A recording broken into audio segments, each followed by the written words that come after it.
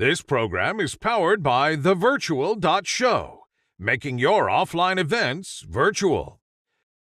Ladies and gentlemen, the host of WEBIT Virtual, Dr. Plamen Russev. Hello and welcome to my favorite program, which is the Founders Games Demo Day at WEBIT Virtual. I cannot say how grateful I am to every one of you who join us again for this program, because this is our commitment to supporting the growth of the innovation and the startup ecosystems around the world. And today we have selected again 3 of the best startups, particularly fitting into the digital entertainment and media week that we are hosting at WEBIT Virtual this week. It's been a fascinating week so far. We've been welcoming CEOs and top executives of some of the largest media around the world, including the CEO of Forbes, Mike Federle. We had top executives from Viacom, CBS. We had digital domain founder and many others. Beyond Labs, CEO Media. It's been really exciting week. The feedback we've received so far from the special edition and the Thought Leadership Summit was phenomenal. Yesterday, we've seen over 10,000 concurring viewers, and I think in total over 25,000, which is great for so professional theme. It looks like it's a great opportunity for many to grow and to make their businesses better and bigger. In regards to today's event, you know that's my favorite. I would say it again and again, because that's the way we commit and support the innovation around the globe. WEBIT is running the world's biggest startup challenge with over 4,500, currently over 5,000 applications.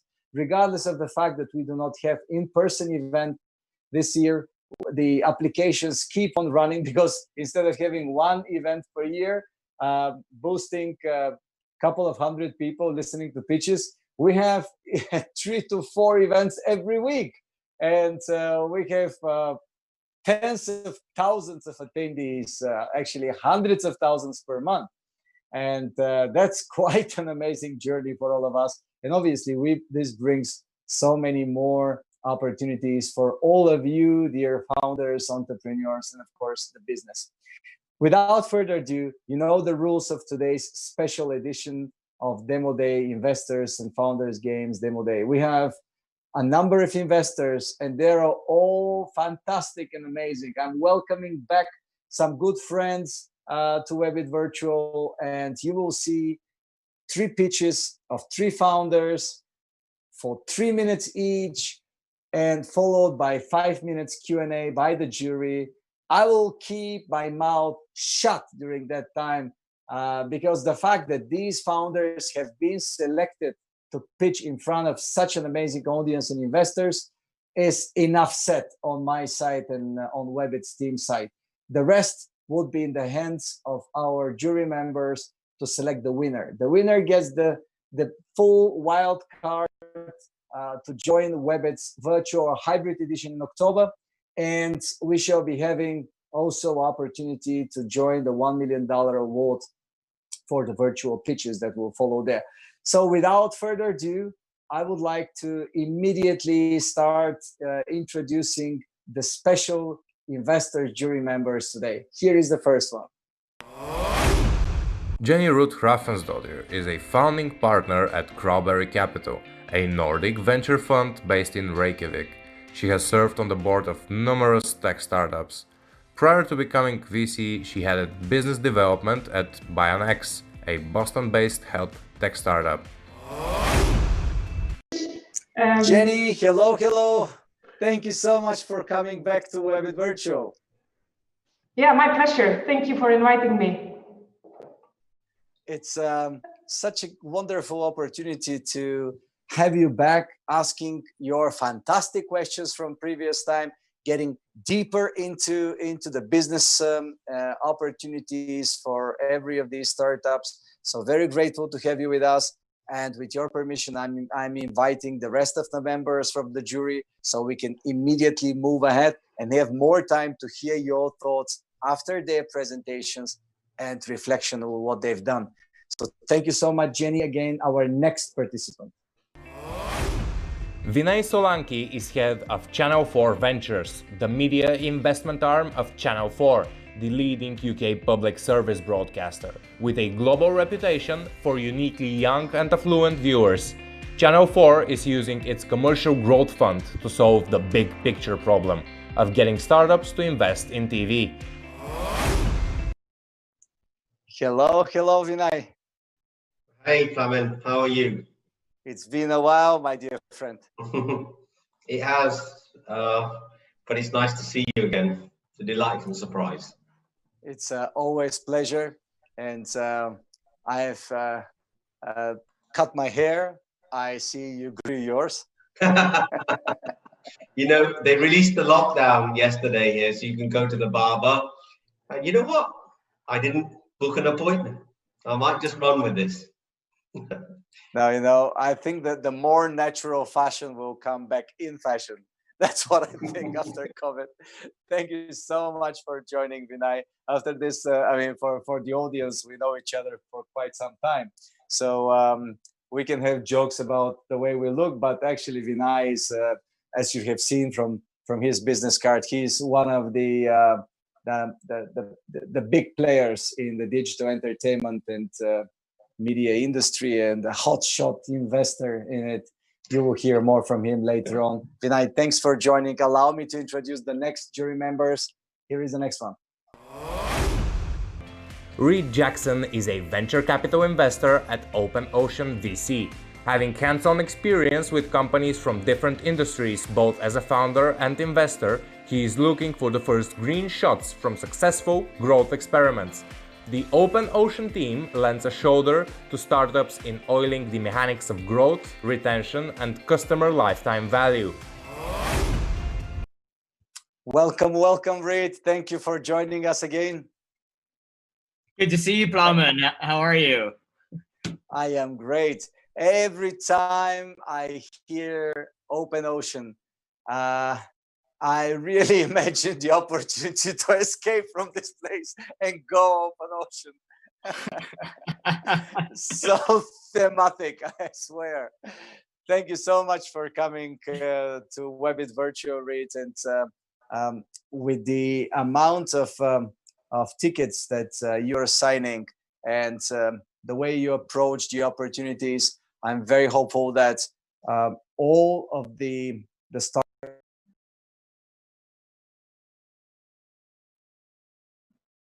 that we have selected today well accepted by you. I'm looking forward to it. No, they So without further ado, sorry, I missed you. I said I'm looking forward to it. They look very exciting. Thank you. Yeah, this is the challenge when you do technology events. Sometimes you miss the human error. Sometimes simply doesn't work correctly. Thank you so much, all of you, for joining.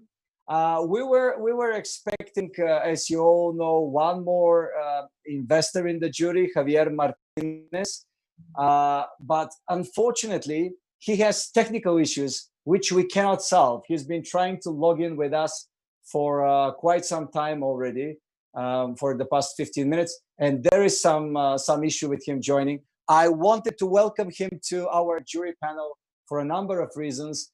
First, he's a first comer to WEBIT and WEBIT Virtual, but my team sent me something very interesting for his biography, and it's been very interesting also to have a chat about it.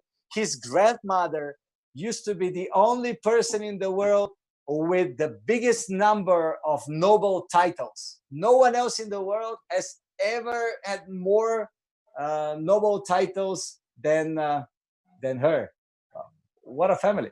So, but obviously, if he manages to join us, it would have been fantastic. Of course, I don't want to underestimate Javier telling this story about his family. He's a fantastic investor and venture capital manager at Axon Partners. But anyway, we are moving now to the pitches and to the startups that we have selected. The average investments that they have managed to bring so far, to raise so far in their rounds, is between 3 and 6 million. And so they're kind of at the same level, even though obviously there will be some differences, and they are truly fantastic. Let's start with the first one. We will be having Andrin vor Rechenberg, if I say the right way, from Switzerland, representing AirConsole. Andrin, please accept the control over your presentation, and we are ready to start. As I hear you, everything is okay. Hello. It's really good to be here. I'm really excited. You can hear me now, I assume. I'm very excited, Andrin, especially now when I hear your voice all the way from the Swiss Alps. It took a little bit a while to hear you, but now it's perfect. All right. It's far, you have I guess. 3 minutes. You know the drill. You have control over your presentation, and we can start. Do you know how many people are watching your presentation right now? Not yet. Tell me. 2,700. Excellent. Not bad. Ready to start? Not bad. 3 minutes. Ready to start. Cool. So, you 2,500, 3,000 people here in this call, I'm asking you a question. Do you have a gaming console? Some of you might say yes, some of you might say no, but actually everybody has one. You have one now, and it's called AirConsole. AirConsole takes your phone and the screen, a laptop or a TV, and combines them into a video game console. Your laptop is the screen, and your phones are the gamepads. The rest is magic. AirConsole is already in every household. You don't need to buy anything to play. All you need is your existing hardware. And it's a truly social experience because you play together in front of the same room with other people sharing true emotions. You laugh together, you cry together, you celebrate, and having an unforgettable time. And the cool thing is really, you can play AirConsole right now after this by going to airconsole.com, and you can play within seconds. We have over 150 games in our catalog, all adapted to smartphone controls. We have single player, multiplayer, racing, battling, everything. And most titles have been specifically made for us, and some are also available on big consoles. We've taken the best concepts from years of consoles that are fun to play multiplayer, and we ported them to our console and adapted that. You can think of Mario Kart and FIFA or GoldenEye. We have games like that all over the place. And the cool thing is, and it's also the biggest differentiator to other consoles, is that we're really a casual gaming console. No matter if you're a beginner or if you are a pro, you can play the games and they're fun. We have 4 pillars for our success. We developed the cutting edge technology that allows this fast communication. We've built a very strong developer community with over 7,000 developers that have created games for us. We've grown a big user base with over 1 million active players per month by far. And we have a very cool freemium monetization model. You can play 11 games for free. And if you want to play the rest, you have to pay $5. So what's next for us? You can play on TV and you can play on computers, but it's really cool if we're pre-installed on TV operators. And we've already are pre-installed on millions of boxes, but we want to be in every single household. But the thing I'm looking forward the most is our next generation of games. They're going to be extremely highly polished, and we are attacking Nintendo's casual living room market, but without hardware, and you have it at home right now. So don't forget to play. What a great timing. Wow. Thank you so much. 3 minutes and a wonderful presentation. Now I give the floor to our jury members to ask their questions for the next 5 minutes. Who starts first? Please go ahead, Reid. So Andrin, great pitch. I enjoyed it. So who are sort of producing these games, and what's the model to work with studios to get games built specifically for you? I mean, how are you sort of increasing the number of game titles that you provide on a regular basis? Right. Excellent question. So that's one of the biggest challenges, obviously.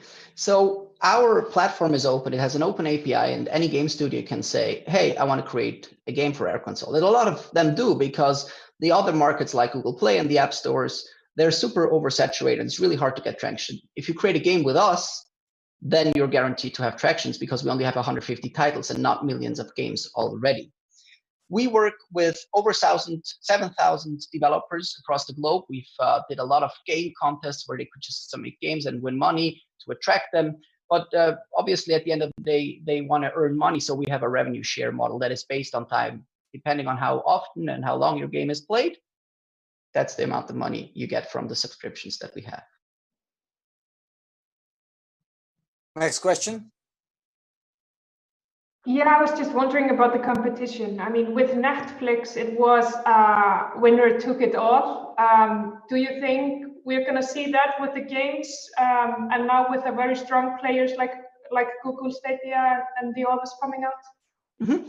So the thing is that we don't see Google Stadia or PlayStations or Xboxes as our direct competitors. These are hardcore gaming console and not casual gaming consoles. They require expensive hardware and a lot of skill to get into the game. We're more in the casual gaming sector. But in this space, we do also have competitors. A well-known one is Checkbox. They make excellent games. They're more social games that are not really game games, like you don't race cars or you don't shoot, or it's just like drawing things together. We also have games like that, but we're more of a casual gaming console rather than just a board game type of console like the others are. That being said, we are moving more towards better games, and with that, we will go more into the Nintendo Switch competition. But because we're hardware free, that's our big differentiator, and therefore we see a good chance of succeeding. Thank you. Wondering, is this kind of going head to head with Apple games? I feel like the TV set is the really key device here. So yeah. I'd love to hear about that, but also about subscribers. Where are you? How many subscribers have you got? Three questions in one. Sorry. Okay, so let's start with Apple Arcade. Apple Arcade, a wonderful, beautiful product with excellent games that work on mobile, on tablets, and on their TVs. Those only work on Apple TV, obviously. We do see them as competition, but what we are offering is a truly social experience. We expect that two people in the same room play together like they played Nintendo 20, 30 years ago in front of the same screen and sharing this emotion. So we are going rather for the social experience than the very immersive experience that Apple is going for. So that's the first answer. Your second question was about our subscribers. Yes. How we get them. Well, the nice thing about AirConsole is that it's by nature a viral product. I'm not saying globally viral, but if I want to play and I want to play with somebody, I'm going to grab somebody in front of the screen and we play together. Therefore, the word of mouth is extremely strong because people sit together on the couch and all the time new players get introduced to us. So that's a very, very good way to pull in new users. And obviously, we do performance marketing, which works great for us, especially during the Corona times. It was crazy. The ad markets went down so much. We could buy traffic so cheaply, and we're very successful in growing the product further. And because people can play our product for free, or the 11 games that are in the free roll, they really experience the product and learn to love it and are then willing to pay. So you don't have to pay up front before playing the games. How many subscribers have you got at the moment? Sorry. No, sorry. I was just going to say that we're almost at the end of this session. But if you have one more question, you can ask it. Oh, okay. Sorry. So it's okay. It's a wrap. All right. Okay. Sorry. Thank you so much. Thank you so much for joining us. Please stay with us until the next two startups pitch, because that's when we will know who is the winner from this particular pitching session on digital entertainment and media. Adrian, great presentation, great company. We are absolutely delighted to present you to our global WEBIT community and this particular set of jury members who are very deep into the DEMS, into digital entertainment and media. Our next startup founder who will pitch here, his name is Karen Chiftalarian. Yeah, hi. I It's hope me. I pronounced your name well. That's correctly. Mr. Yeah. Chiftalarian. Obviously, Chiftalarian. you're coming from UK and representing Show for Me. Yeah, but it seems to me I have another presentation here. Beatdapp, it's not our One company second. Yeah, yet. 1 second. Beatdapp is the next one. Now we already know the competitor, so it's a good I see it competition on the screen. research. Yeah. So please accept again your control. Yeah, I have. And super. Let's start. Can I start? Yeah. Please do. Thank you very much. I'm excited to be here. So it's only 3 minutes, so I'll start immediately. Show for Me is a music interaction network that creates an opportunities for music professionals, artists, and fans interact directly with each other. So let's take a closer look to industry challenges. We have many industry challenges in music industry, and the crisis with COVID-19 nowadays, it showed up more and more industry challenges for music, for concerts, for other related businesses related to music industry businesses. So how we solve it? We solve it at the root of everything. We have Artist Club. It's an innovative toolkit for musicians and professionals. And Artist Club creates new revenue streams for artists and for music professionals directly from their fans and admirers. So then we go to online concerts. It's another part of Show for Me, very important part nowadays. And it's very new one. We launched it only a month ago. It's ticketed online shows, and to the date we have already 100 successful concerts. It creates additional revenues for musicians to stay afloat in the times of COVID-19, and of course it's additional revenues for offline concert organizers. Then we go to on-demand concerts. It's offline concerts, and we created a model that completely eliminate all the risks related to concert organization process and sales of tickets. So no empty seats, no risks, no investments necessary to organize and run your concert.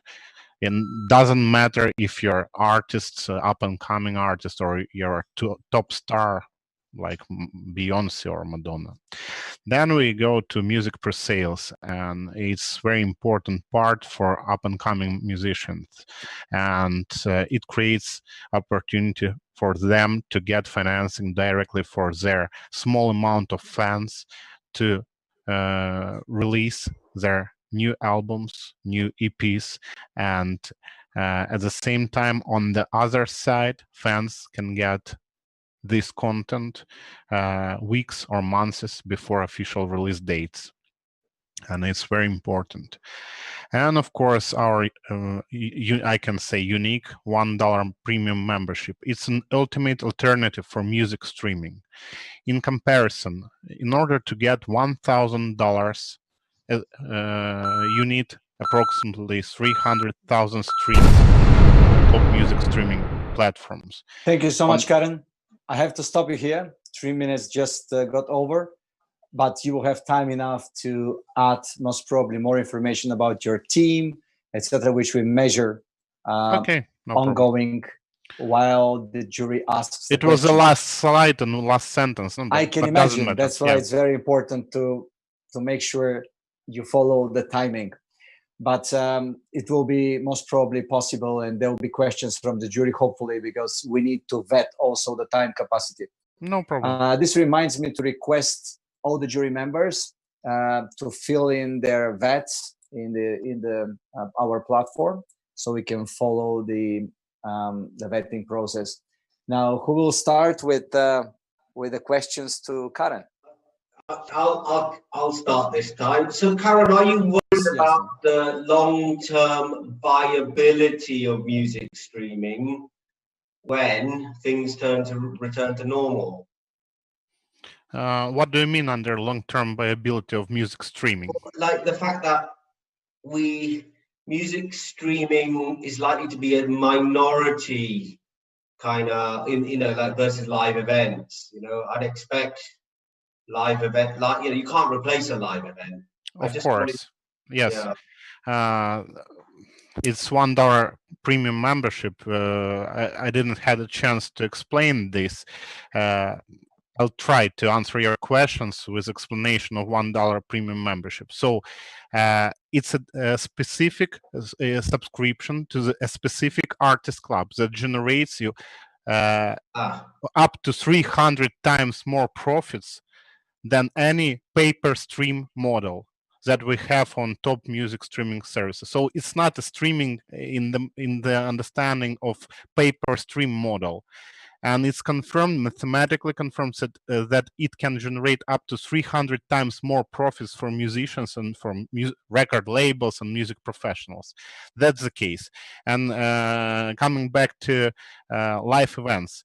So, of course, when we will pass all these troubles that we have with COVID-19 and lockdown, we will be back to live events. But it doesn't matter that live streams and live events, I mean online concerts, will not be additional revenue flow for concert promoters, because not everybody can attend like a concert of Madonna in New York, for example. But now you will be able to attend it in VR, because we created VR attendance with virtual reality, and you will pay less and you will be at this concert. So I hope I answered your questions. Thank you. It does. So I'll go next. Yeah, thank you. I was just wondering, so it's 300 times the revenues that they can make today. How are you marketing to the talents out there? How are you marketing to the musicians, and what's your go-to strategy, go-to-market? Of course, it's common promotion. It's Facebook, it's different social networks, and word of mouth. It started to work. We have approximately few thousand new musicians every month. So it's a marketing campaign, a big marketing campaign, including everything. So have you taken it to labels directly? Yes, sure.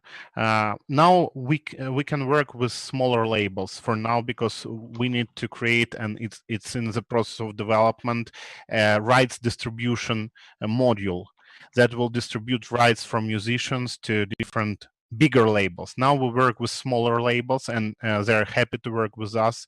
And of course, we're developing and focused on working with big four guys. Yeah.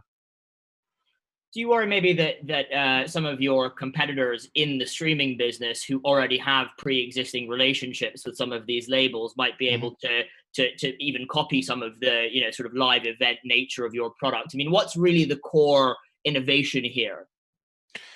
First of all, the core innovation that we created completely different approach to acquisition of music from the fan side.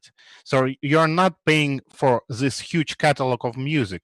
You're paying to listen to a specific artist and to be a part of artist clubs. So you're getting not only music, you're getting free music streaming, you're getting different content, you're getting all in one. So 3 minutes is too small time slot to explain this huge ecosystem that we have. Sorry for that. But the innovation is that it's an ecosystem that creates this synergy effect for music and for music professionals, for artists. It's not the times of Queen or Beatles when music was at the front. Now it's a branding, and you, as a musician, you have to create a brand. You can even create not so perfect music, but you have to create a brand. I'm sorry, but it's present days, and that's true. That's yeah. All right. That's why. Let's face it, Yeah. right? Let's face it. That's Yeah. it. Let's face it. All right. Yeah. Thank you very much. More questions? Sure. Yeah, maybe tell us about the team. You know, what's the strengths of the team? Yes, of course. We have 53 people working in the company. For now, we are growing every month, and our burning rate growing also. That's not good news for us. But at the same time, we have half of this 53 people. It's development team, and the rest is marketing, legal team, because we're in the world of music and in the world of rights. That's why a big part of our platform is a legal side, and we have to consider it carefully, and each step is considered carefully at our team. So we have very good developers. So everybody's are in-house. We're not outsourcing anything because my personal opinion, in order to create such a huge ecosystem, it's impossible to outsource something. You have to, you know, to dream and to go ahead with what you're creating. Thank you very much, Karen. Thank you. It was a pleasure having you with us. Stay online. You should hear the reflection of the jury to your presentation, to the business model. So they were asking questions, and I will ask them questions on your behalf. Thank you. It's time for our third and last, but not by anything but only order in time, participant. And you've already seen the company. It's Beatdapp, and it's presented by Andrew Beatty, Canada. It's at the same level of investment as the previous participant, and they have some overlapping functionalities, but you will see and hear it directly from Andrew. Hello, Andrew. Hi, can you hear me okay? Yes, we hear you perfectly well. And if you don't mind, I will reset the timer and I will start your 3 minutes now. Hi, I'm Andrew from Beatdapp, and we're solving a $4 billion problem for the music industry. The way it works today is that streaming services self-report their numbers and labels then invoice based on that reporting. But there's been a 15% discrepancy in their play counts, which has led to a $4 billion problem for the music industry. And with 600 streaming services to track globally, play count auditing has become time-consuming, expensive, and near impossible. And streaming services have a problem too. Play count errors have led to dozens of lawsuits from rights holders around the world. Entertainment One, the largest independent music label in the world, came to us and asked for help solving this problem. They represent iconic acts like Snoop Dogg, Death Row Records, and the Lumineers. They believe blockchain was the solution. In an industry where nobody trusts each other, blockchain allows stakeholders to participate trustlessly while still maintaining their data privacy. So we spent 15 months in stealth mode building a proprietary technology that could track over 1 million streams per second per region, which is the equivalent of turning on every major streaming service worldwide simultaneously. And since launching our product, we've created a $25 million sales pipeline with some of the world's largest and most iconic music brands. We charge music streaming, we charge labels 1% of their music streaming royalties in North America and Europe and 3% in emerging markets. Our team is over 20 years of management experience with 15 years specifically in the music industry.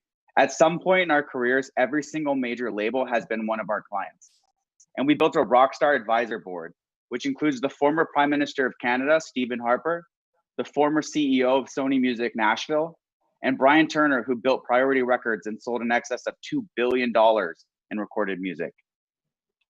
Since in 2020 alone, we've engaged over 50 labels, delivered a number of integration docs for DSP integrations, and have 9 prepared to go live with 250 million monthly active users combined. In this streaming economy, music royalties will reach 30 billion by 2030, but there's currently a 15% reporting error, which has led to a $4 billion problem that Beatdapp exists to solve. I'd like to yield the rest of my time back for questions. Thank you. Oh, 30 seconds to go. It's very easy when you have a good working model to explain it in less than 3 minutes, isn't it? I actually added a slide. I normally do 2 minutes, but I felt like that might be aggressive. All right, we take it like an extra time from you. Thank you so much, Andrew. All right, I would like to request the jury start the questions. We still have the time going on, so you have more time for questions. So, Andrew, on the product, Vinay. Do you have any direct competition? And I'm particularly interested in kind of like if anyone else is using the blockchain component, how much of that is an edge? A lot of it's an edge. We kept quiet for 2 years, really working with the major labels and the large labels to develop this product. When they realized there was a problem, when you think about streaming taking off, then their normal audit patterns, by the time they catch these kind of discrepancies, they approached us and we started building this tech. So we have 8 patents filed, 3 fully granted. The 3 that are granted are around blockchain-enabled measurement and tracking for not just music, actually, but video and video games as well. And so we have a number of those patents issued, fully granted, and more filed. And so that's a huge edge. And I'd say originally we thought auditing services might be the biggest competitor, like the substitute where you go to a firm. But actually, as it turned out, a lot of the major accounting firms are really eager to use a service like ours because they don't actually audit the play count. They don't have the forensic engineers to send in there. So what they end up doing is looking at subscribers and revenue and trying to find the money from those 2 components. And the play count audit often is the one that's sort of tossed to the side because of the time it takes. So we're able to generate a pretty large lift for labels, anywhere between 10 and 20% incremental revenue that they would have missed from under-reporting. That's very interesting. It sounds like a winner take all then, right? I agree. That's why we went really quickly. So I didn't add, like, obviously we had a huge advisor board. They're all really involved. Like they're all day-to-day involved. So we have people like Sarah Scott, who their firm wrote the Music Modernization Act, like helped author it. They're like one of only 3 people to sign bill. We have a lot of these really amazing industry veterans who've kind of come around us and been working with us for years now to push this initiative and make sure that when we came out of stealth mode, we kind of already had the army ready to storm the castle and all the pieces in place. Andrew, I know some of your board members, they're really cool guys, so good choice. Other questions, please. Yeah, I would love to go next. Thank you for the presentation. It was a great one. I was just wondering if you can apply this because, I mean, there are not really that many labels out there, and I'm sure you have covered the market pretty clearly, and you know who to go after. So I was wondering about games and the movie market.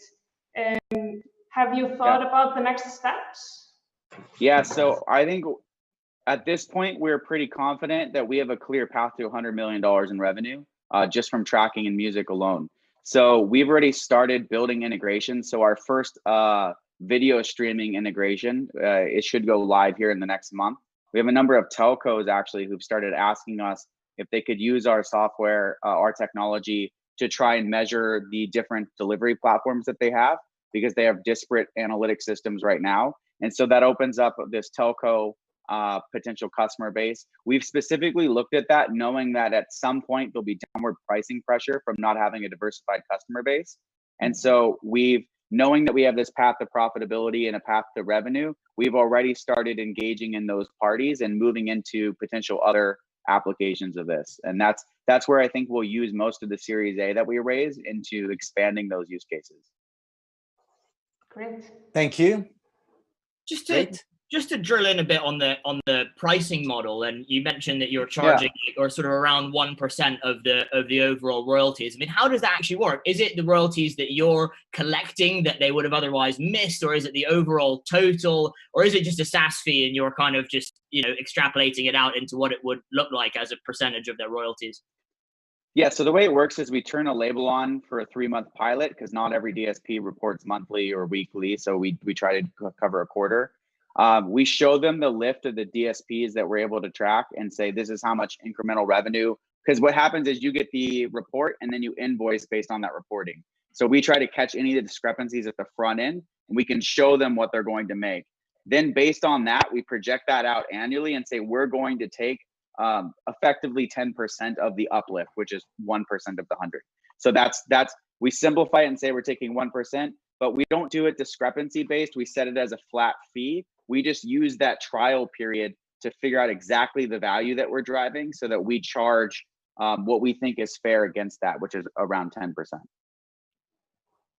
And there's a reason you don't do discrepancies. Like there's actually a lot of rules against taking having a contingency fee based auditing company doing the audits. So there's a number of reasons why you want it to be a flat rate so that you aren't kind of against the DSP as well. When you go in there, you're not just trying to find things to find things. You really want to be the source of truth, and the number is the number. That's why we also didn't take like strategic investments. We did all general VCs. And while we have all these amazing, people helping us from the industry side, we specifically wanted not to be perceived as having our thumb on the scale in either direction. Andrew, job well done. Thank you. I Congratulations. appreciate that. Thanks so much. Looks great. Now, can I add one more thing real quick?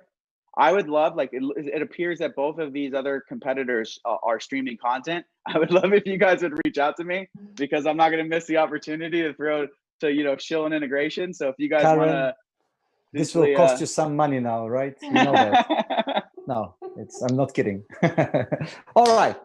Now, after time is up and we have all three great startup founders presenting in front of the jury, it's time for the second part, when we have the jury supporting them, supporting the ecosystem by reflecting on their presentations, on their business model, on their strengths and weaknesses, on their 5 factors we measure: scalability, uniqueness of idea, business approach, marketing approach, and team capacity.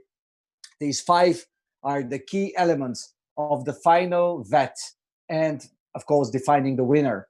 I would like to invite now Jenny to me here in the studio and to discuss your point of view, your reflection on the 3 founders' presentations.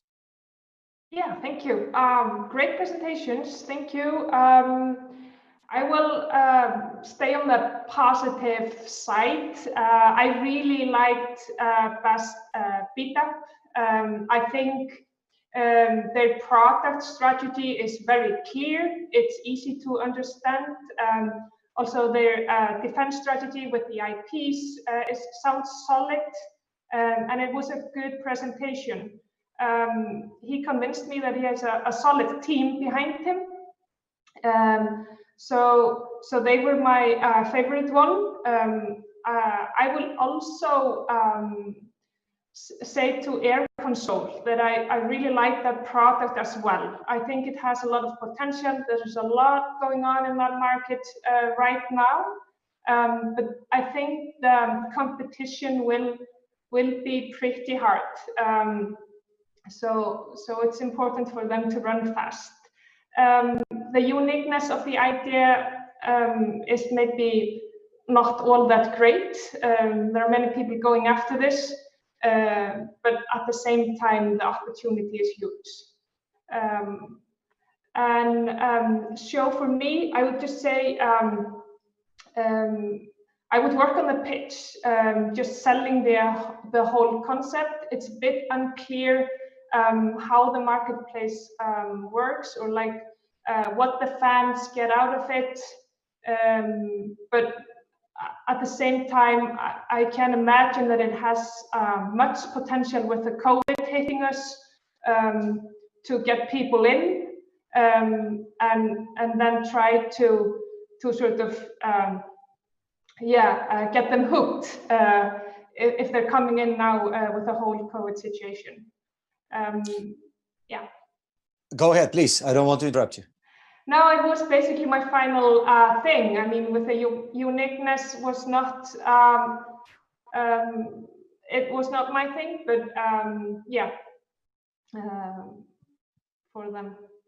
Okay, thank you so much, Jenny. I think it was important for the founders to hear your reflection and obviously to take from it what they believe can help them improve both the way they present it and, of course, the business model itself. Thank you so much, Jenny. I would like to invite Vinay now to be with me in the studio and to share his reflection on the 3 startup pitches. Okay, so I actually agree with Jenny a lot. So I'm just going to keep my comments to things that I maybe different or additive. I'm going to start with Karen first. I think one of the things you could do is show the unit economic impact on a per view basis to the artist versus SoundCloud and a ticket, and that would make maybe, you know, if you can put them side by side and say, here's what we got, and this is why we're making more money, as well as describing maybe the wave of kinds of artists who are there, because you'll have tier 1, tier 2, tier 3, all kinds of artists. You can just, you know, I imagine you're playing, you know, you can be building easier in certain areas over here.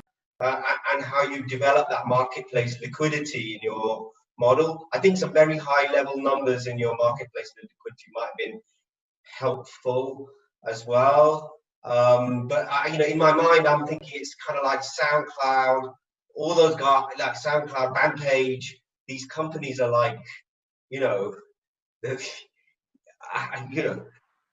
so that's AirConsole, you know, I think it's a really interesting idea, and I think I'd love to, I just read now in your spreadsheet you have 1 million subscribers, so you know, I mean, that's a pretty decent number. The split between free and pay. It is, isn't it?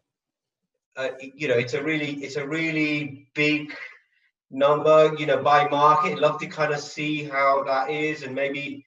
If you can, or it's very sensitive, the churn or relative churn versus comparable platforms, you clearly have an edge potentially. You'll get, you know, because you're not hardware specific. My question is, what kind of games are you going to get? You know, and are there any proprietary games that you're going to have an edge on? It's quite a crowded space then, so that might mean churn is relatively high. So your marketing strategy will be important, as well as partnership. So every TV, I work in TV company, all manufacturers and everyone in the ecosystem looking for set-top box manufacturers. I think it's a B2B marketing strategy could be a really key driver for you. Andrew, yeah, crikey, winner take all, you know, proprietary tech. I guess you'll be sold to an auditor, and clearly not a Spotify because you need to be a policeman here. That maybe limits your exit options, maybe. But I mean, I'm just clutching at straws, really. I think it's a really solid pitch and eminently investable. Thank you. Thank you, Vinay. Do you have any of these different type of businesses part of your portfolio? Something overlapping? Yeah, we do. So I have an investment. I'm working on investments in subscription content, and I hold one called Reid, which is a Netflix for magazines. It's a lower key business than Netflix, and we are looking at this sort of stuff all the time. On the music space, we have an investment in a business which is suffering right now called Fest Ticket. But that's a Series B kind of investment with some UK VCs, which does booking and travel for live events. They've looked into streaming too, and we regularly review things in the music space, as you know, like broadly, and the content space, and gaming, of course. So on the kind of rights and royalty thing, that's a little bit outside our scope. Unfortunately, if it was my own private money, I mean, yeah, I think there's a really strong story there. So, but it doesn't meet my current focus. internally. Did your ticket size change since the times we were browsing the Chinatown in Singapore? What is your... Yeah, no, not really. It's 1 to 5 million. And we provide, I've got a unique model. I provide media instead of cash. Prime time media. It's very different to anyone doing it in the market. So you do more media for equity rather than cash for equity? I only do media for equity. So, all right. But the media for equity got me as far. I mean, I did media for equity Pinterest. So we did a deal with Pinterest on a media for equity basis. So that's like another content business, of course, and we sold our shares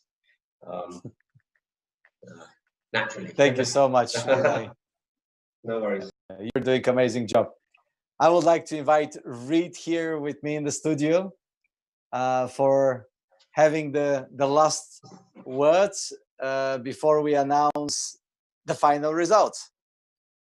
Sure, no, absolutely, and I'll try to keep it succinct because obviously I totally agree with both of the previous judges' comments. Really good on all marks. What I would say though to AirConsole, just to kick it off, is super interesting idea. I've actually played Jackbox games, and I totally buy into the idea of having a game that you can control with your phone on the television. One thing that I think is going to be really interesting is how detailed and how sophisticated those games can really get, because true gamers, they really like having something in their hands that they're very familiar with, right? And so trying to then move that over to the to a phone, which is obviously not really shaped or the buttons don't really come up and all the rest, makes it a little bit more challenging to play those sort of really sophisticated games that maybe you're looking to offer into the casual gaming ecosystem. So it's a really interesting overlap of those two different types of games, and I wonder how that's going to go. But 1 million subscribers, that's no small feat, so obviously very impressive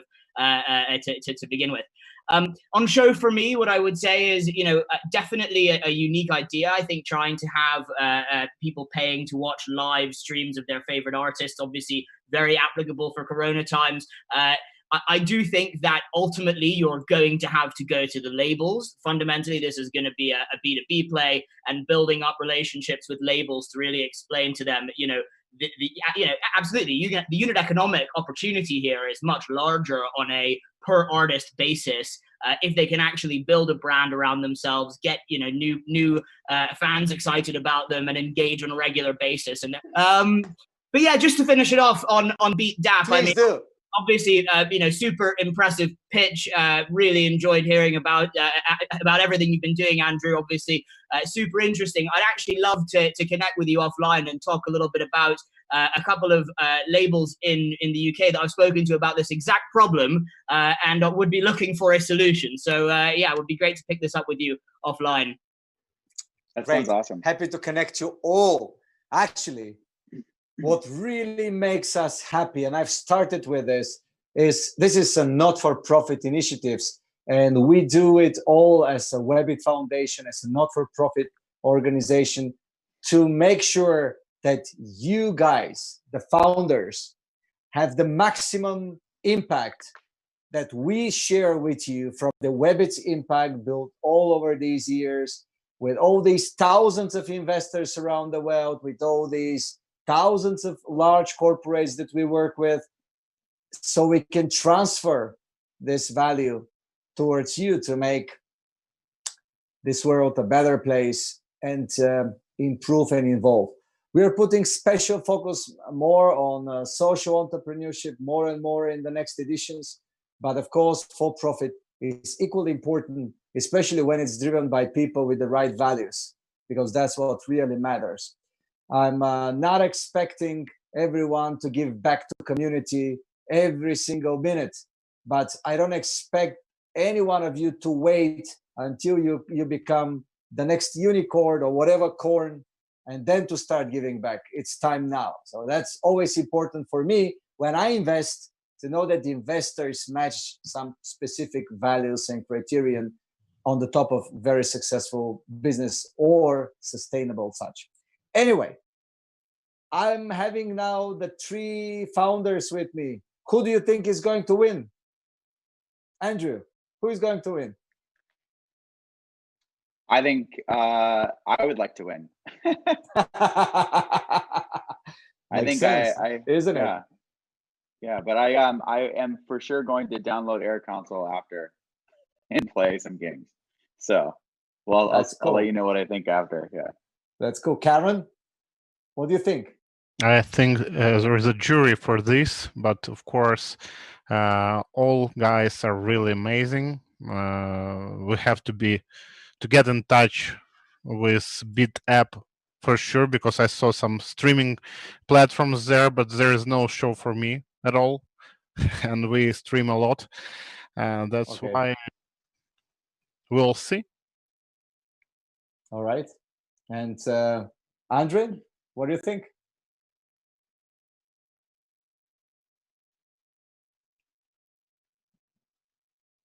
Andrin, I don't hear you. Something happens with our connection between the mountains in Bulgaria and the mountains in Switzerland.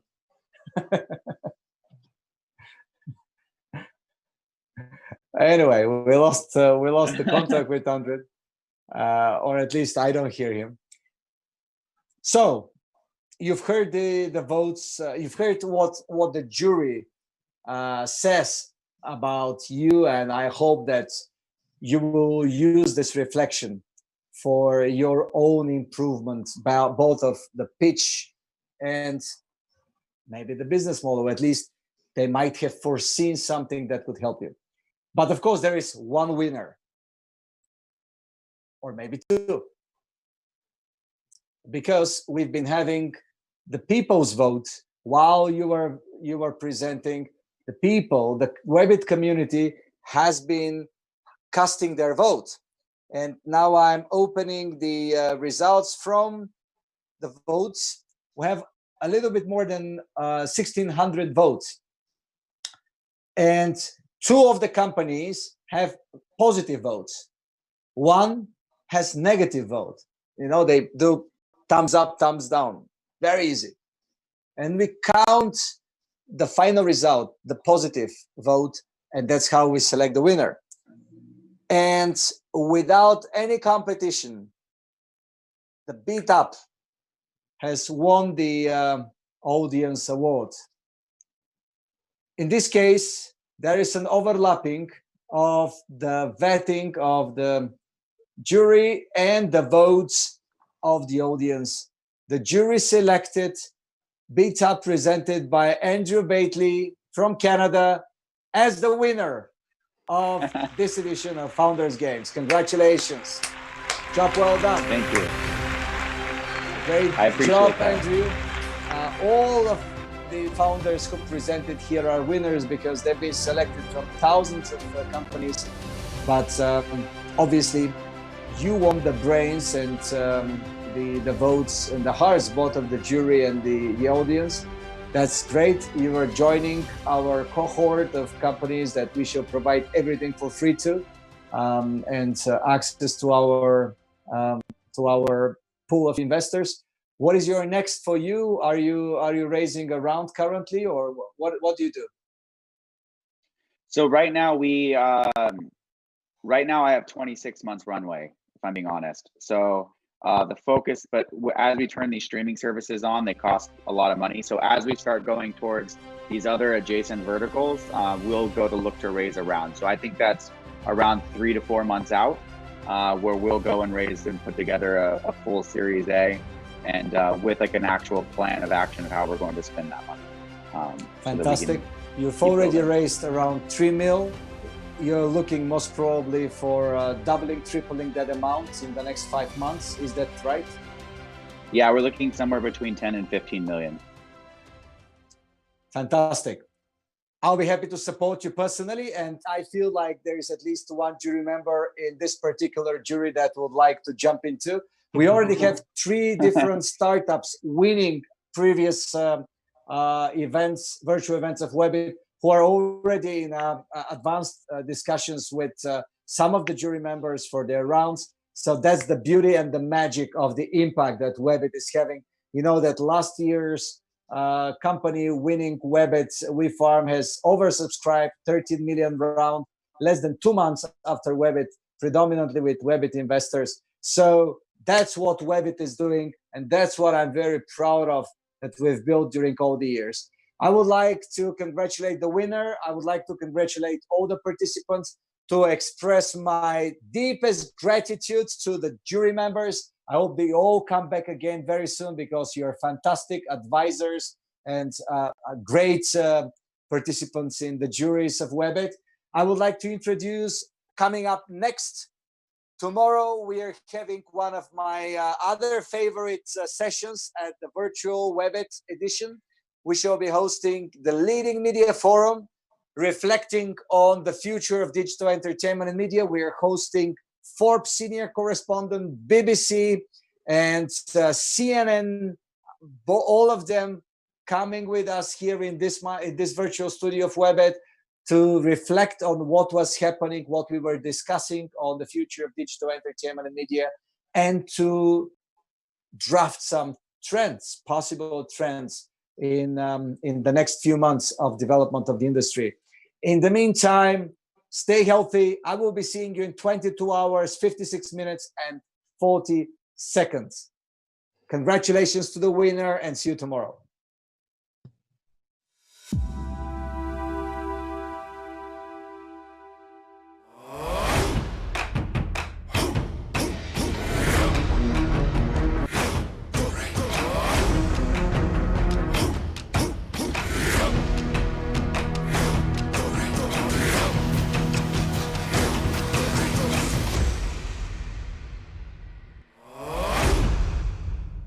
This program is powered by thevirtual.show, making your offline events virtual.